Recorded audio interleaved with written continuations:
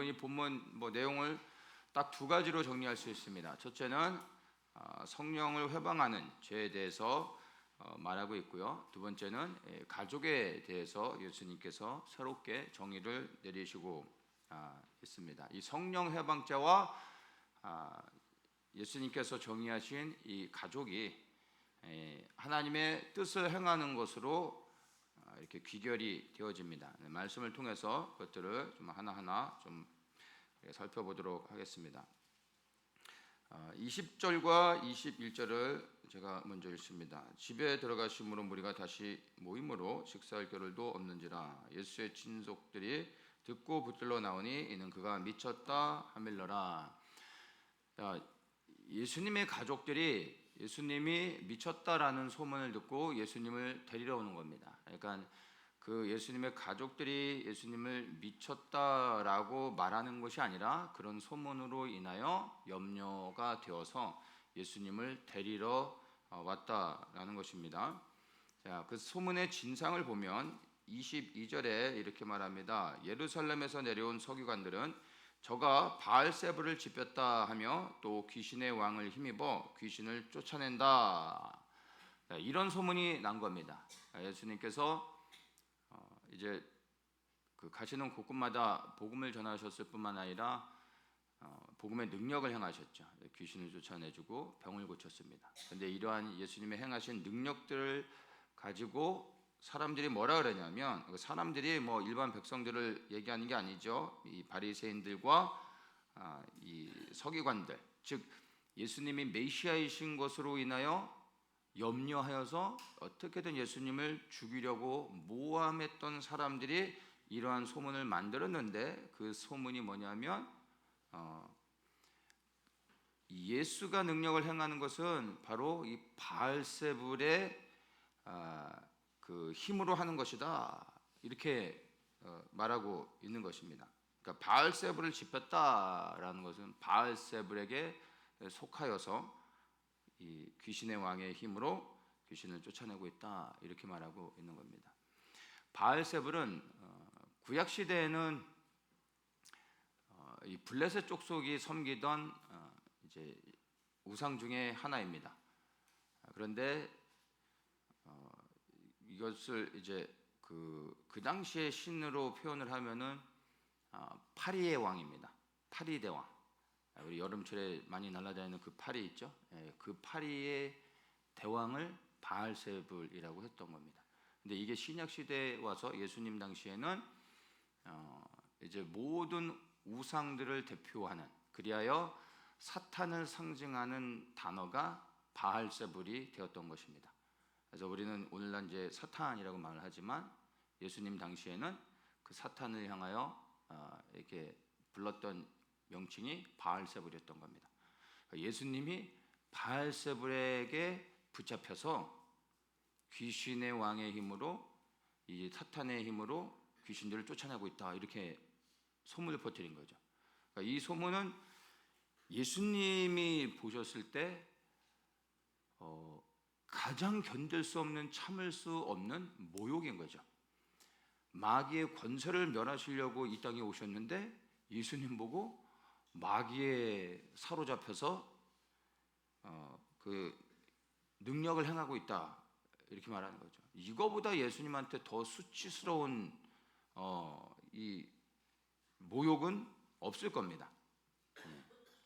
네, 이렇게 예수님을 비방하고 그 모함하는 사람들을 향해서 예수님께서 이렇게 비유로 말씀하십니다. 23절에 예수께서 저희를 불러다가 비유로 말씀하시되 사단이 어찌 사단을 쫓아낼 수 있느냐. 또 만일 나라가 스스로 분쟁하면 그 나라가 설 수 없고, 만일 집이 스스로 분쟁하면 그 집이 설 수 없고, 만일 사단이 자기를 거스려 일어나 분쟁하면 설 수 없고 이에 망하느니라. 자, 이 말을 한마디로 얘기하면 뭡니까? 같은 편끼리는 안 싸운다, 이 말인 겁니다. 그렇지 않습니까? 여러분, 싸움할 때 우리가 그냥 명확하게 바로 구분하는 게 뭡니까? 누가 나의 아군이고 적군인지 당연히 알지 않겠습니까? 그래서 아군끼리 싸우면 바보들이 없습니까? 적군과 싸우는 거죠. 그렇죠? 내가 만약에 정말 이 사단의 권세로 행하는 거라면 내가 왜 이 사단에게 속한 이 귀신들을 쫓아내겠냐? 예수님이 이렇게 비유로 말씀하고 있다라는 것입니다. 그러면서 이제 예수님께서 이렇게 비유하시고 나서 그렇게 예수님을 모함하는 자들을 향하여 28절에 이렇게 말씀하시죠. 내가 진실로 너희에게 이르노니 사람의 모든 죄와 모든 회방하는 회방은 사하심을 얻되 누구든지 성령을 회방하는 자는 사하심을 영원히 얻지 못하고 영원한 죄에 처하느니라. 이렇게 말씀하십니다. 자, 이 말씀은 이제 우리가 정확하게 이해 못해도 이 말씀에 나오는 단어는 많이 들으셔서 익숙하실 겁니다. 여기서 이제 성령 회방죄라는 게 나오죠. 성령 회방죄에 대한 명확한 이 정의는 내리지 못해도 성령 회방죄는 아마 다 익숙하실 겁니다. 그렇죠? 그래서 성령 회방죄에 대한 염려와 걱정들이 어떻게 보면 사람들 안에 좀 있습니다. 혹시나 내가 성령 회방죄를 짓지 않았나? 왜냐하면 성령 회방죄를 짓면 이거는 용서함을 받지 못하기 때문에 많은 사람들이 이 성령 회방죄에 대해서는 많이들 주목합니다. 근데 여기서 이제 제가 이 성령 회방죄에 대해서 나누기 전에 먼저 여러분들이 개념을 좀 다르게 잡아야 되는 게 뭐냐면 성령 회방죄라는 죄의 행위 자체에 초점을 맞추시면 안 되고 성령을 회방하는 자에게 초점을 맞춰서 성령 회방죄를 접근해야 되는 겁니다.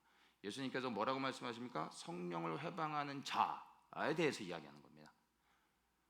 성령 회방죄에 대해서 말씀하는 게 아니라 성령을 회방하는 자는 사하심을 받지 못한다 이렇게 말씀하고 있다는 것을 기억하면서 성령 회방죄에 대해서 조금 더 자세히 보도록 하겠습니다.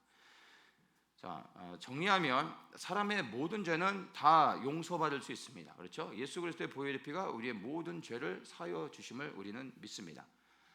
그런데 사함을 받지 못하는 죄가 있다는 거예요. 그 죄가 어떤 거라고요? 성령을 회방하는 자는 용서받지 못한다는 겁니다.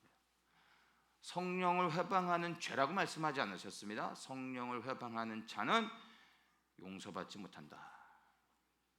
그래서 우리는 영원히 용서받지 못하는 죄가 있구나. 근데 그걸 뭘로 우리는 정의 내려? 성령 회방죄로 정의를 내린다는 것입니다.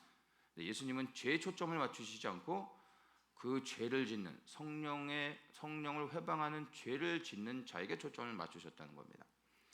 자, 그래서 우리가 죄를 지어도 우리가 진실되게 회개하면 예수님께서 용서해 주시지만 그러나 성령을 회방하는 죄를 지은 자는 절대 용서를 받지 못한다는 것입니다. 그래서 예를 들어 과거에 혹시나 우리가 단 한 번이라도 우리가 잘 몰랐음에도 불구하고 정말 잘 몰라서 그런 건데 만약 성령 회방죄를 지었다면 우리가 나중에 아무리 그것을 깨닫고 돌이켜 회개하고 용서를 구해도 사함이 없는 겁니다. 지옥에 간다는 얘기죠. 그래서 사람들은 혹시 내가 이런 죄를 짓지 않았을까 한 번쯤 염려해보고 고민해도 답은 좀 안 나오셨을 거예요. 그러니까 이제 그냥 잊어버리는 거죠. 성령 회방죄에 대해서 오늘 좀 정리가 되면 좋겠습니다. 이 히브리서 6장 4절부터 6절을 제가 한번 읽겠습니다. 한번 비침을 얻고 하늘의 은사를 맛보고 성령의 참여에 한바되고 하나님의 선한 말씀과 내세의 능력을 맛보고 타락한 자들은 다시 새롭게 하여 회개케 할 수 없나니 이는 자기가 하나님의 아들을 다시 십자가에 못 박아 현저의 욕을 보임이라. 자, 히브리서 6장의 이 말씀은 우리가 지금 나누고 있는 성령을 회방하는 자가 짓는 죄에 대해서 보다 더 구체적으로 아주 자세하게 설명을 해주고 있습니다. 한번 비침을 받았다라는 것, 예수님이 빛이시죠. 그래서 비침을 받았다라는 것은 예수님을 인격적으로 만났다라는 것입니다. 예수님과 말씀을 통하여 예수님이 그리스도이심을 깨닫고 믿게 되었다라는 것을 의미하는 겁니다. 하늘의 은사를 맛보았다. 하늘의 은사를 맛보았다라는 것은 영적인 체험. 그래서 하나님이 살아계신 분이고 예수 그리스도께서 우리의 메시아 되심을 지식과 이론으로 하는 게 아니라 체험적으로 그것을 경험하여 알았다라는 것입니다. 성령에 참여하였다라는 것은 성령을 받았다라는 겁니다. 믿는 모든 사람들이 성령의 충만함들을 받게 되죠. 성령이 우리 안에 임하시는 겁니다. 그것을 체험했다. 그래서 성령이 내 안에 임했고 성령이 나와 함께 하신다라는 것을 경험한 사람들인 겁니다. 말씀과 내세의 능력을 맛보았다라는 것은, 이 내세라고 하는 것은 이 세상이 아닌 오는 세상, 즉 하나님 나라가 이 땅에 임하는 것을 의미하는 겁니다. 그러니까 하나님 나라의 권능을 경험했다. 말씀과 이 땅에 임한 하나님 나라의 권세와 능력을 삶 속에서 경험했다라는 겁니다. 그러니까 이 말의 의미는 뭡니까? 정말 입체적으로 예수 그리스도의 살아계심을 경험했다라는 겁니다.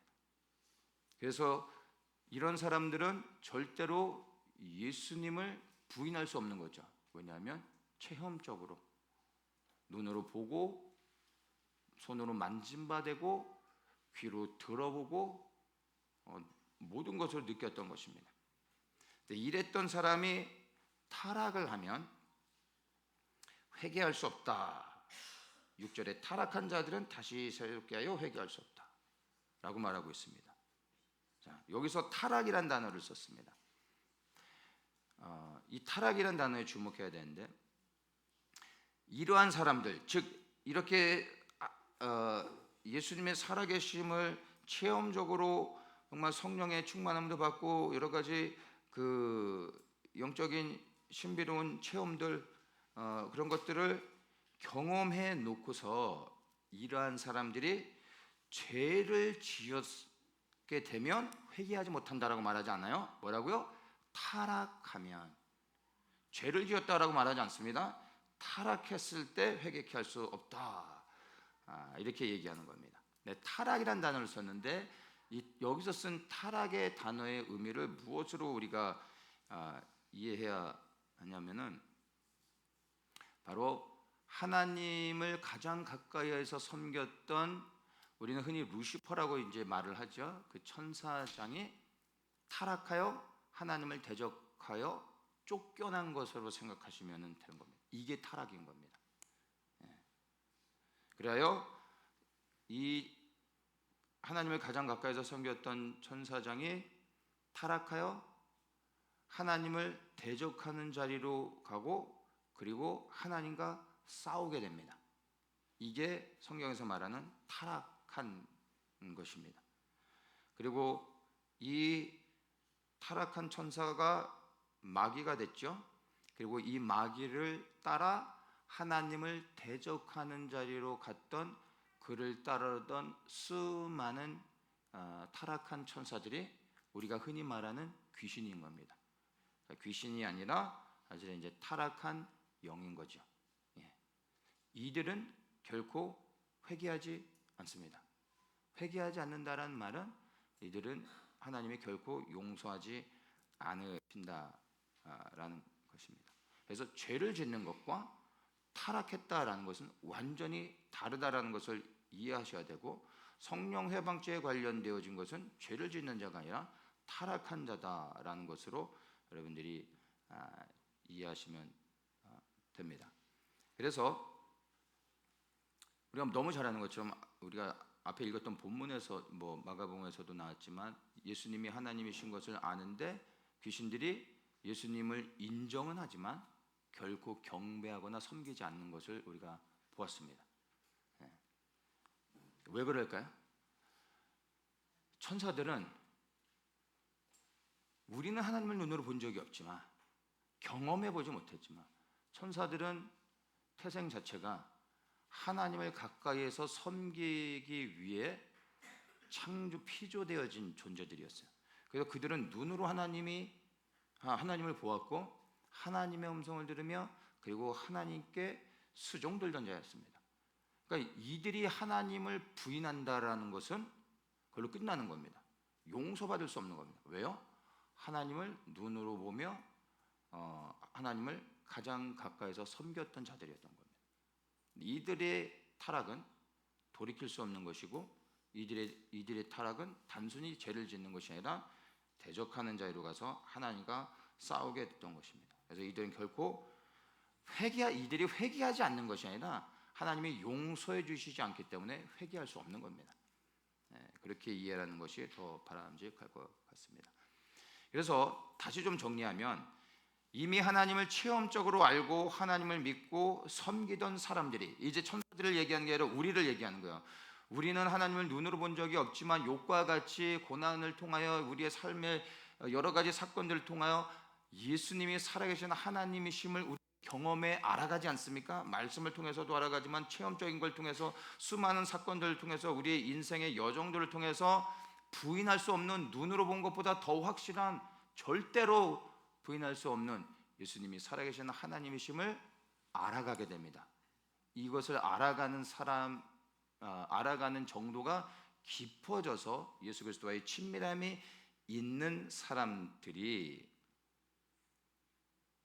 단순히 죄를 지은 것이 아니라 타락하여, 즉 하나님을 대적하는 자리로 가서 여기에서 하나님을 향하여 비방하고 그리고 공격하고 싸우려고 하는 자는 절대 용서해 주지 않으신다는 거예요.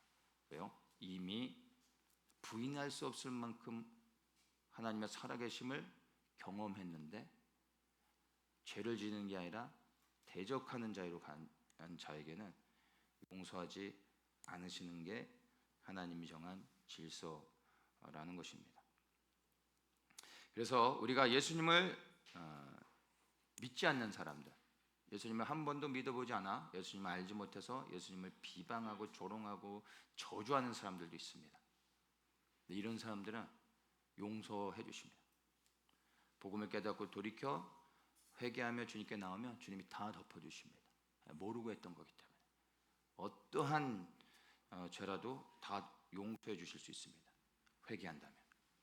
또한 우리 믿는 사람들이요, 무지해서 이 성령의 역사들을 부정한다 할지라도, 그리고 우리가 예수님을 믿지만 우리 안에 있는 타락한 본성으로 인하여 연약함으로 인하여 우리가 죄를 짓더라도 우리가 돌이켜 회개할 때 용서해 주십니다. 맞습니까? 우리가 우리의 연약함 때문에 죄를 짓는 것과 타락한 자리로 가서 하나님을 대적하며 싸우는 건 다른 겁니다. 우리가 살다 보면 이래저래 하는 부족함으로 인해서 죄를 짓지 않습니까? 그러다 여러분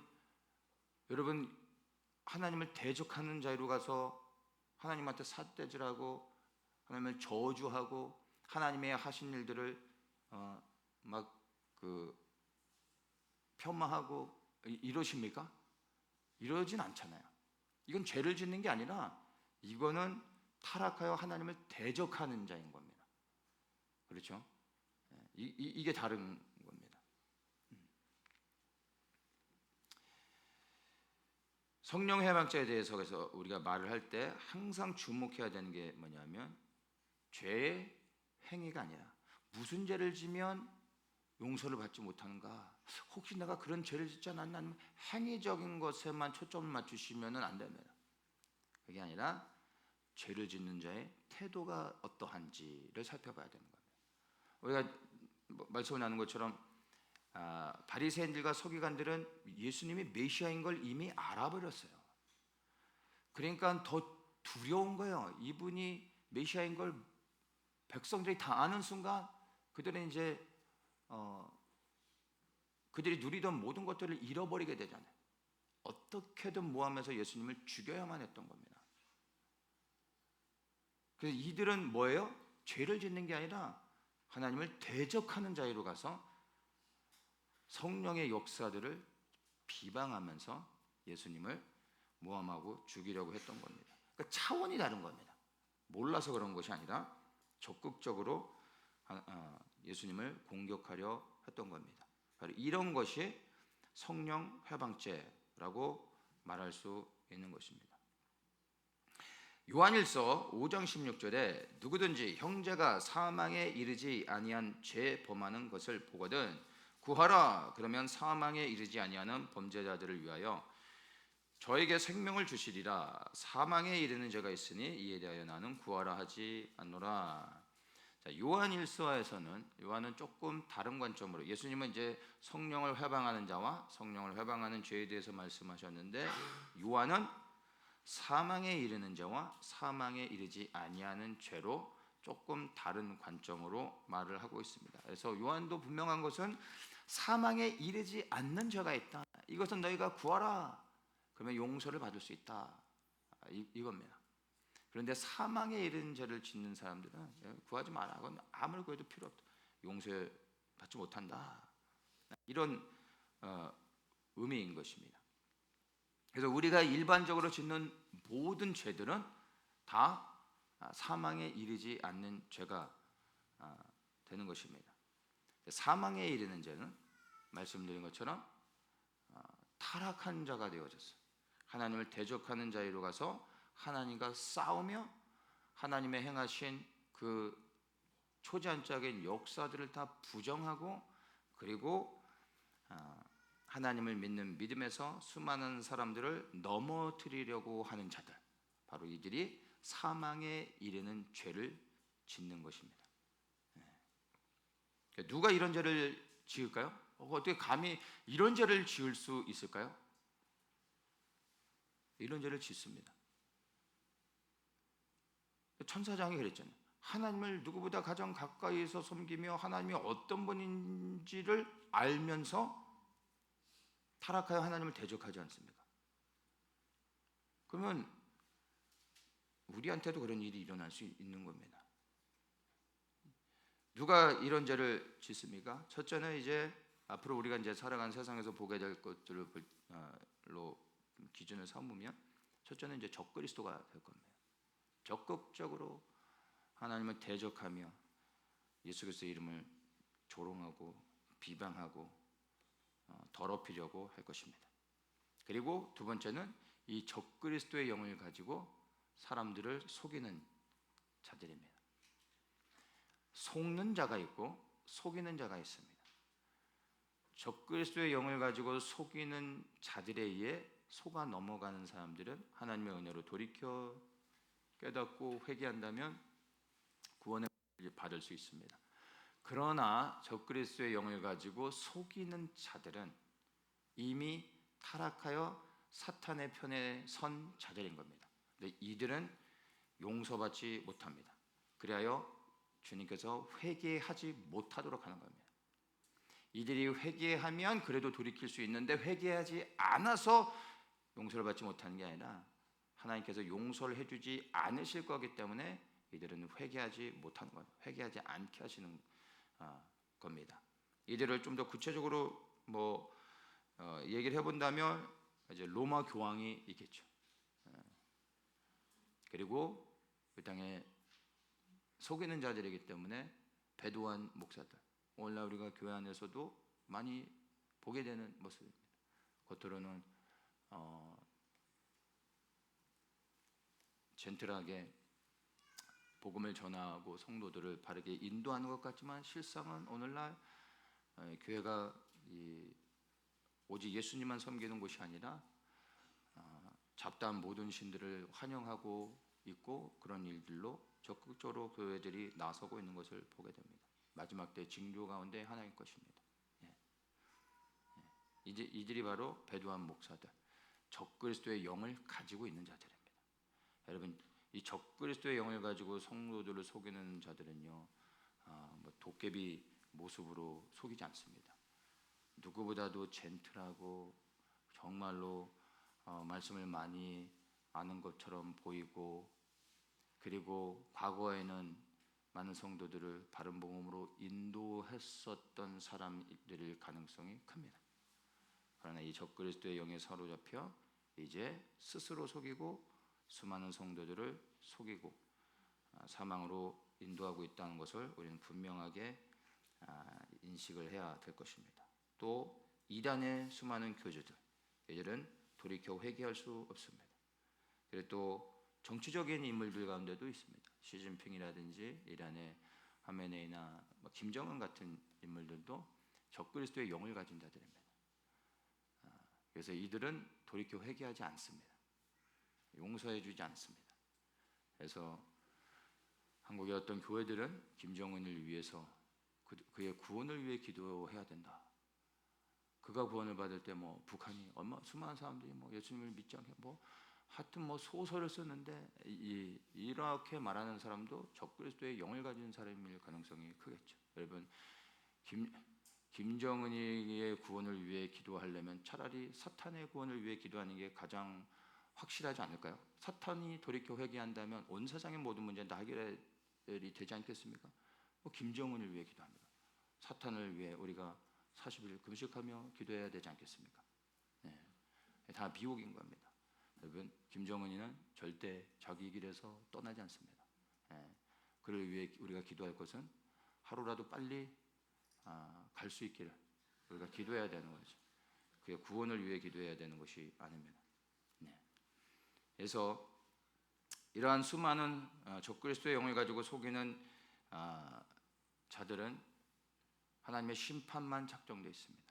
이들에게 속아서 사망의 길로 가다가 하나님의 은혜 가운데 돌이키는 자에게는 용서함이 있는 겁니다.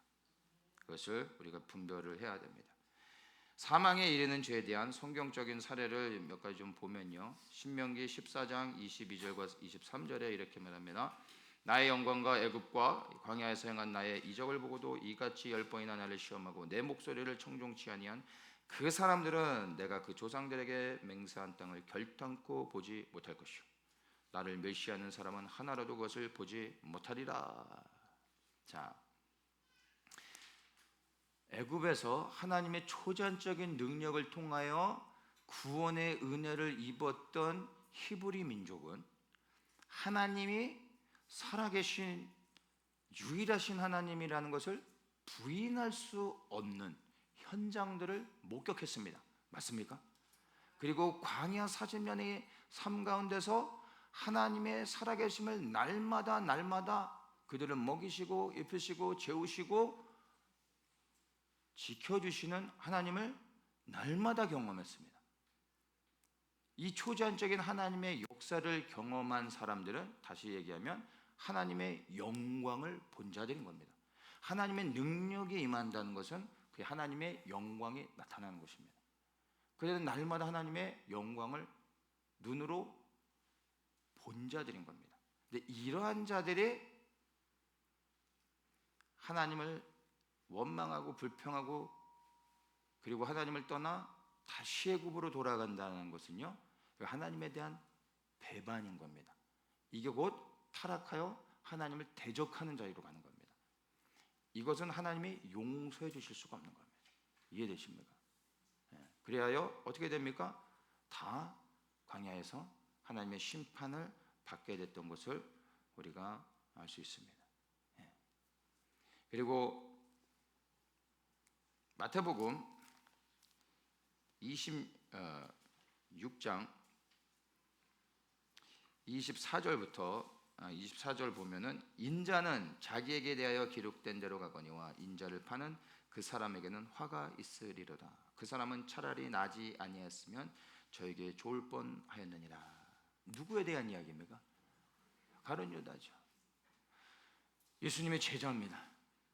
3년 동안 예수님을 따라다니는 예수님의 특별히 선택을 받은 12명 중에 포함되어져 있었던 가룟 유다. 그리하여 누구보다도 예수님이 메시아인 것을 말했던, 복음을 증거했던, 예수님이 하나님이신 것을 부인할 수 없었던 자입니다. 그런데 이가 어떻게 합니까? 예수님을 팔아넘기죠. 이것은 단순히 죄를 짓는 것이 아니라 타락하여 예수님을 대적하는 자리로 가서 예수님을 죽이려 했던 것입니다. 이것은 용서받을 수 없는 것입니다. 반대로 베드로는 예수님을 부인했지만 그러나 그가 돌이켜 깨닫고 나서 어떻게 합니까? 회개하고 이제 생명 들여 복음을 전하다가 결국에는 순교함으로 주님에 대한 그의 믿음을 증명합니다. 베드로도 죄를 졌습니다. 근데 이 베드로가 진 죄는 뭡니까? 타락하여 예수님을 대적하는 자리로 가서 지은 죄가 아니라 연약함으로 인하여 예수님을 부인했지만 그의 죄는 바로 용서받을 수 있는 그런 죄였던 것이죠. 가룟 유다와 완전히 다릅니다. 가룟 유다는 돌이켜 회개했습니까? 아니죠. 그의 방법으로 해결을 합니다. 그것은 무엇을 의미합니까? 용서받을 수 없는 죄를 지었다는 것입니다. 그래서 성령 회방죄에 대해서 말을 할 때 항상 우리가 주목해야 되는 것이 죄의 행위 자체, 이런 죄가 저런 죄가 성령 해방죄야 라고 죄만 가지고 말해서는 안 되고 그 죄를 짓는 자의 근본적인 태도가 어떠한지를 보고서 말을 해야 되는 겁니다. 만약 우리 중에 진짜 작정하고 하나님 되심을 다 경험했음에도 불구하고 하나님의 편에 반대편에 서서 하나님을 대적하는 사람이 있었다면 여기에 나오지 않았겠죠. 이해되십니까?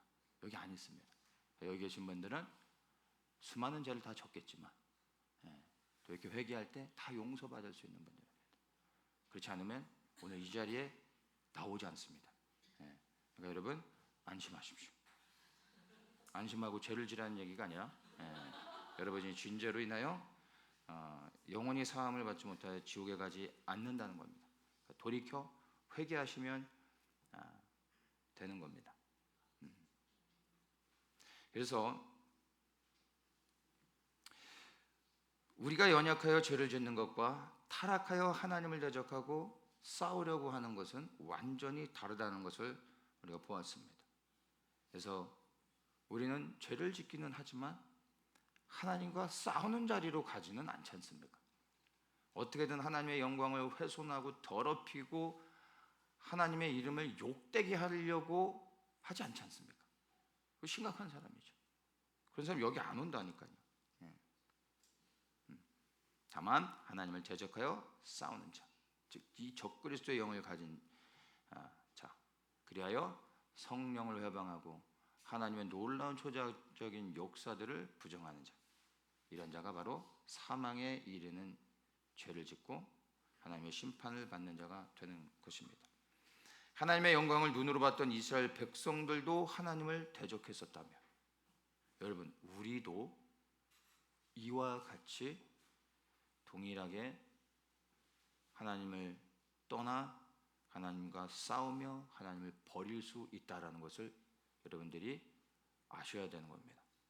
예수님께서 기도하며 택하셨던 제자들 가운데서 예수님을 떠나 배반하여 예수님을 팔아 넘기는 사람이 있었다면 우리도 그와 같이 주님 앞에서 용서받지 못하는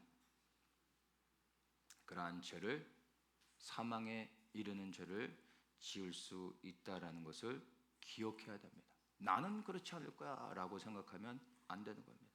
나도 이들과 같이 그럴 수 있다라는 것을 인식하고 그래야 날마다 하나님 앞에 두렵고 떨림으로 우리의 구원을 그래서 조금씩 이루어 가야 하는 것입니다.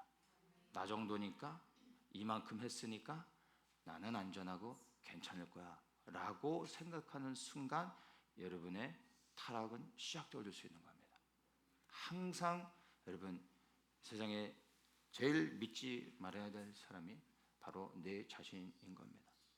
언제 어떻게 될지 모릅니다.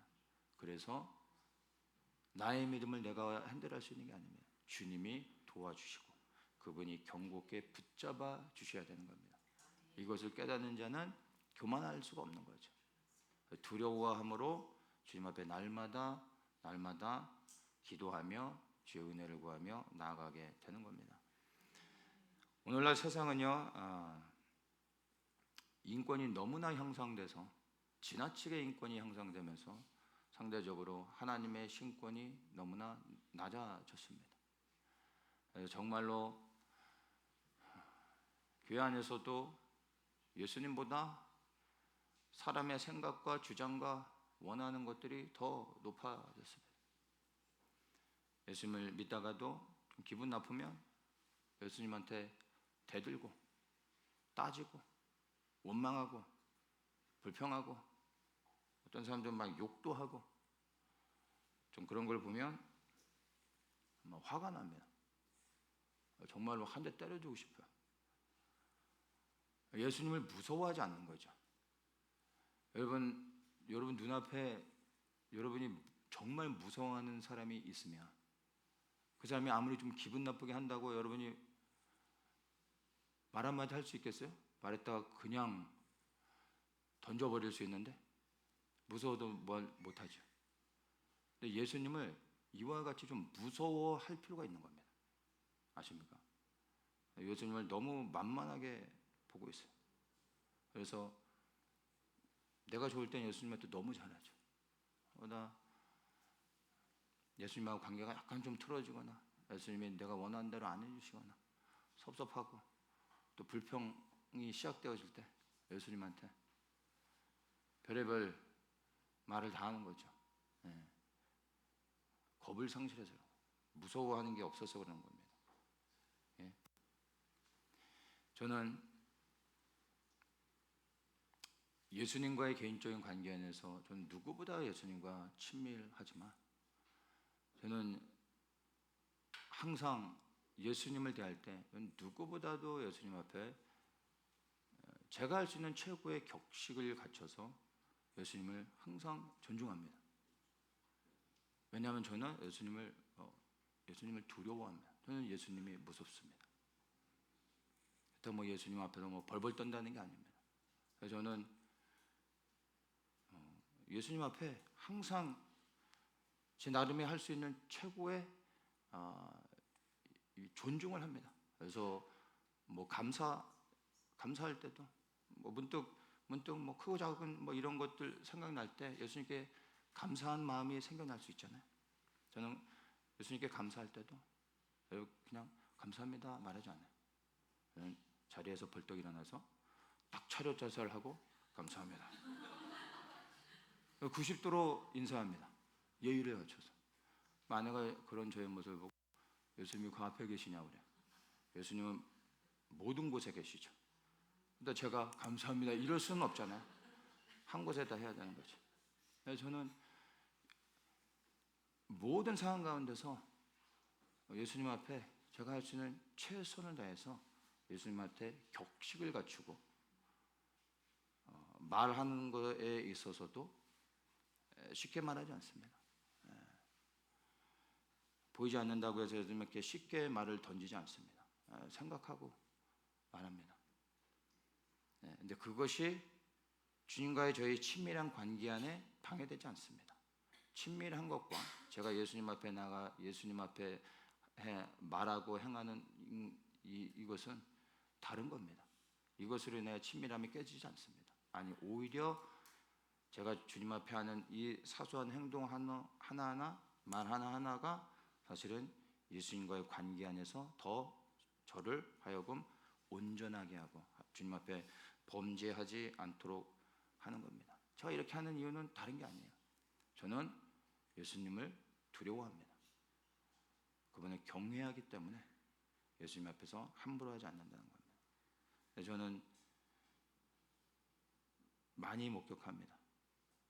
예수님 앞에 정말로 버릇없이 말하고 내뱉고 행동하는 사람들을 봅니다. 진짜 열받아요. 우리 예수님한테 조금 기분 나쁘다고 그러시면 안 됩니다. 예수님이 얼마나 무서우신 분인지를 알면 그럴 수가 없습니다. 우리 위해 십자가에서 돌아가셨다고 언제든지 나의 모든 응석을 다 받아주실 걸로 생각해서는 안 됩니다. 그건 어린아이 초기 신앙 때 잠깐 지나가는 상황 가운데 예수님이 우리를 그렇게 모든 걸 받아주시는 거지. 육신의 나이가 먹으면 어른답게 행동해야 되는 것처럼 여러분 영적으로도 성숙하면 그 성숙함에 걸맞게 예수님 앞에 바르게 나아가야 되는 겁니다. 여러분 제발 좀 예수님을 두려워하십시오. 좀 무서워하십시오. 그분이 오셔서 심판하실 겁니다. 제발 좀 예수님을 두려워하시기를 축복합니다. 그래서 성령 해방죄에 대해서 나눴지만요, 이 성령 해방죄 다시 정리합니다. 행위 자체, 내가 이런 죄를 졌기 때문에 저런 죄를 졌기 때문에 성령의 초자연적인 역사를 내가 몰라서 막 부정했고 무시했고, 그래서 내가 혹시 지옥에 가지 않을까 염려하지 마십시오.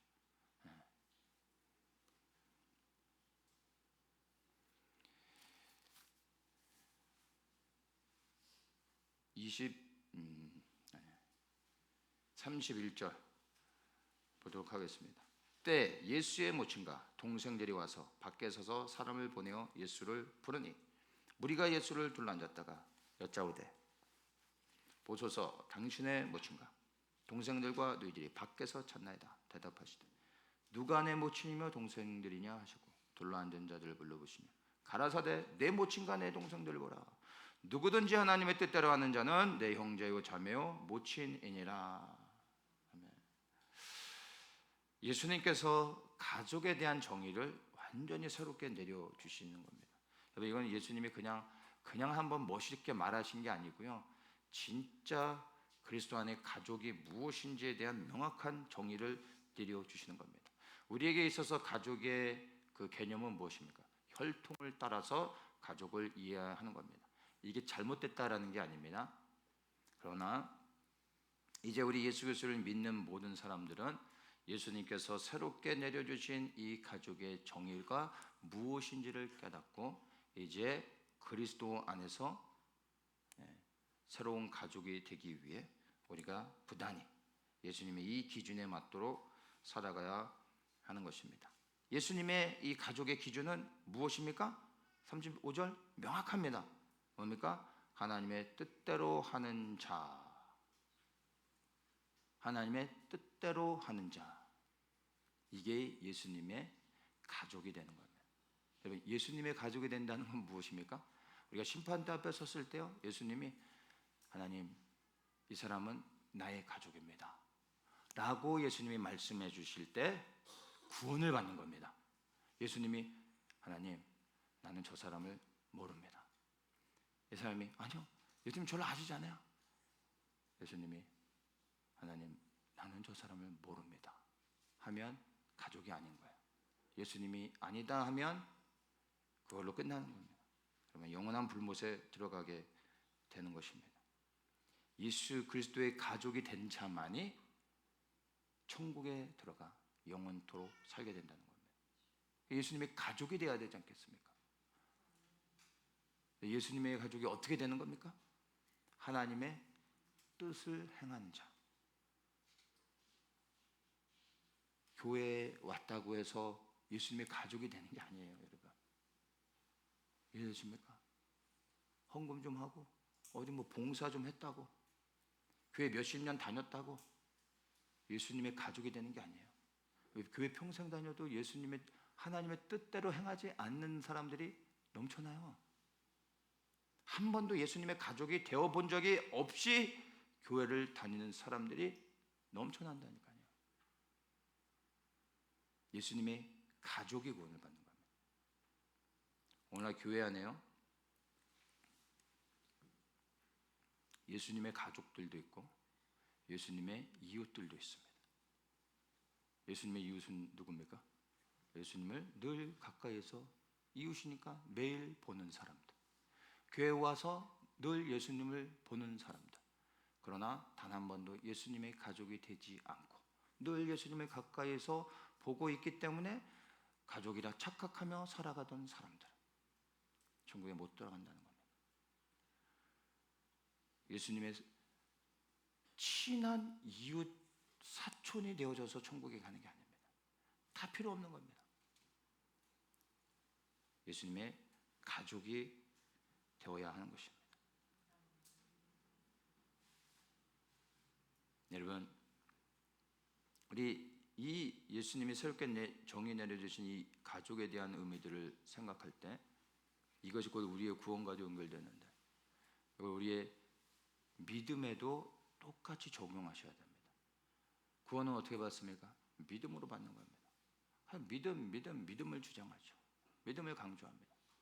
그런데 구원을 받는 그 믿음, 우리를 구원해 주시는 그 믿음이 무엇입니까? 하나님의 뜻을 행하는 믿음이에요. 맞습니까?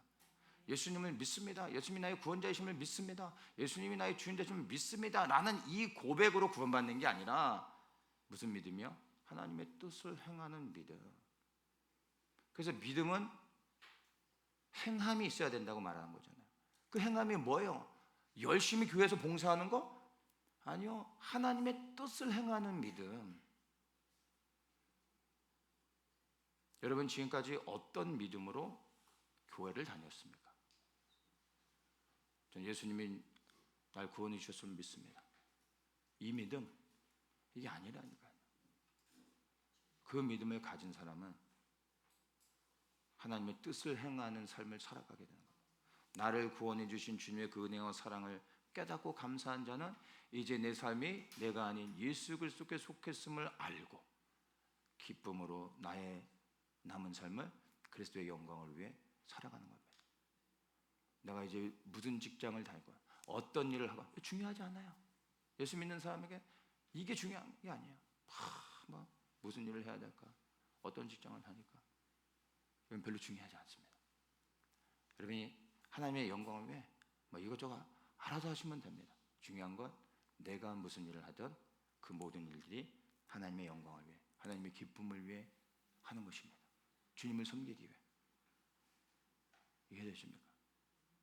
근데 그렇게 살아가고 있냐 이 말이에요. 하나님의 뜻을 행하는 살아있는 행하는 믿음을 갖고 있지 않은 채로 믿음이라는 그냥 이론적인 허구를 붙잡고서 살아왔다면 예수님의 가족이 아닌 겁니다. 주님 앞에 섰을 때 충격을 받게 될 것입니다. 나는 예수 그리스도의 가족인가? 예수님으로부터 이는 나의 가족입니다. 나의 형제입니다. 라고 예수님으로부터 인정을 받을 것인가? 아니면 나는 너를 모른다 라는 충격적인 고백을 듣게 될 것인가?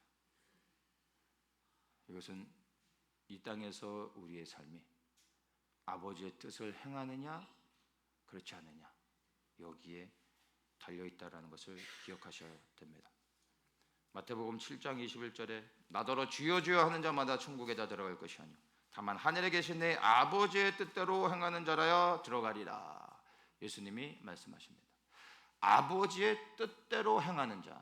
예수님도 이 땅에 오셔서 말 한마디에 한마디 예수님이 하지 않으시고 예수님의 마음과 생각으로 하지 않으시고 오직 아버지의 마음 안에 있는 것들을 말하셨고 그분이 행하신 모든 일들은 그분이 생각하고 하신 것이 아니라 아버지의 뜻을 따라 온전히 순종했다는 겁니다.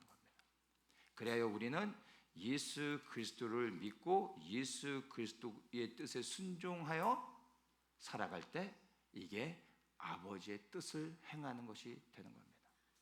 그럼 예수님이 무엇을 하셨다 가셨고 이제 예수님이 다시 오심에 있어서 예수님이 우리에게 무엇을 원하고 계신지를 생각할 때 주님이 우리에게 원하시는 것들을 우리가 붙잡고 주님의 뜻에 순종한다면 아버지의 뜻을 행하는 게 되는 겁니다.